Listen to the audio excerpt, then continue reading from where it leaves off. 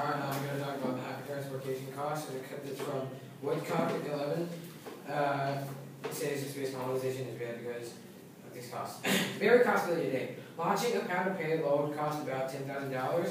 If the shuttle were converted by putting a passenger cabin in the payload bay, it could carry about 50 passengers. At a launch cost of some $400 million, this ticket price would be at least $8 million. And think about how many people would be able to afford that. And at this price, it's unlikely even one such excursion would ever get off the ground. Pundits have been promising low-cost space transportation for at least 40 years. But obviously, it's not happening. And let's compare some numbers. First, the theoretical energy of an object in orbit is about 4 kilowatt hours per pound, and a typical retail energy cost of 10 cents per kilowatt. This result is 40 cents per pound. Why are we paying $5,000 per pound? And are we doing something fundamentally wrong? Obviously we're not. And the truth is, the demand is too small compared to the large investments needed to develop an RLV, which stands for, let me see, yeah, like, I'll say that there. And a field of three or more vehicles. And without high demand, the RLV business case does not close, no matter how good the RLV other attributes. And ELV stands for expendable launch vehicle, but RLV stands for usable launch vehicle. Good. Question? What's an RLV? An RLV is a reusable launch vehicle. So a space shuttle? That goes back to Earth.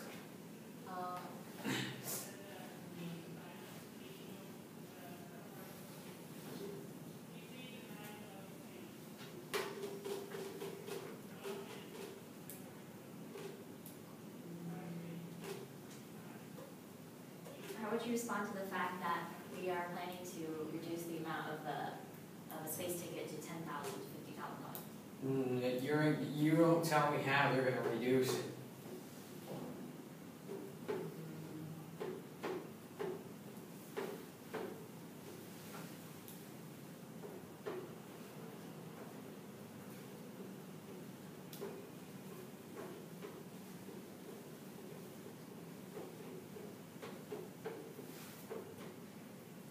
How much would it cost to build an RLV?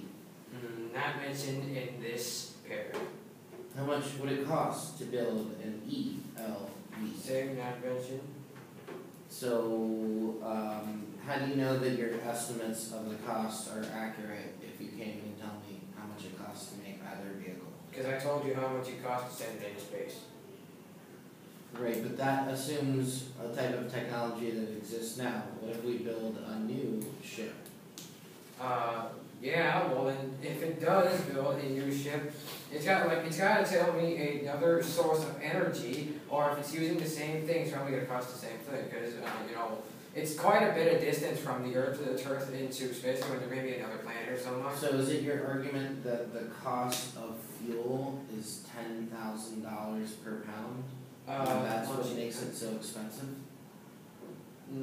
Sort of. Really? Where does it say that a pound of gas? It says a pound $10,000 of payload costs about $10,000. So it's like putting everything together. So isn't that inclusive of the cost of fuel? Includes it. Right. That's it. So fuel doesn't actually cost $10,000 per pound. Well, then how much do you, it can't cost one. I mean, it takes, how much do you think others could cost anyway? I mean, it's like all put together, fuel should take off most of all of that giant number, and, because you're not, you can't, there is no exact, an exact number you can tell me of. Doesn't your information say that NASA's goal is to reduce the cost to $1,000 per pound? Yeah, but it's telling, why can't they do that? Because they haven't. Because they haven't. If they can't, they can't because they haven't. Like they should. Does that mean that it's not possible for them to ever get it to $1,000? I don't know.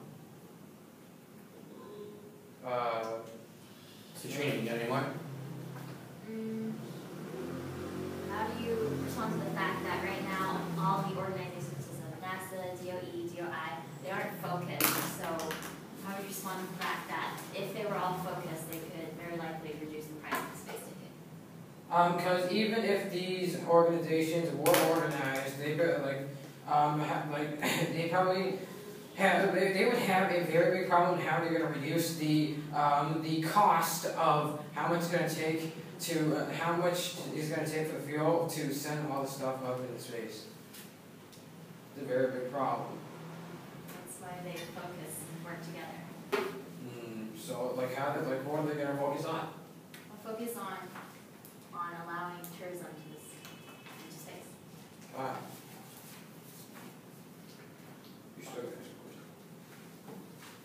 Your evidence says in order to be cost effective, an RLV needs to have 100 missions per year, and that a modest lunar base would lead to 25 launches per year.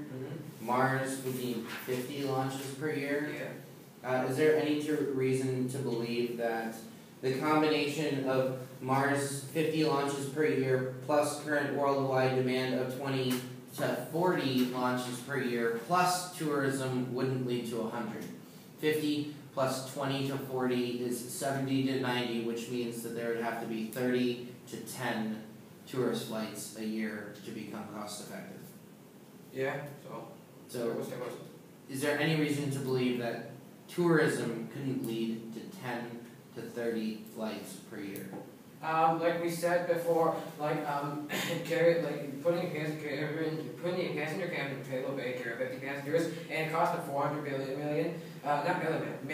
But that's right now, not in a world in which they launch 100 times a year with a reusable vehicle, correct? Yeah, well, how long are we gonna wait for that to happen from 8 million to 800? Katrina, you got any more? No. Okay.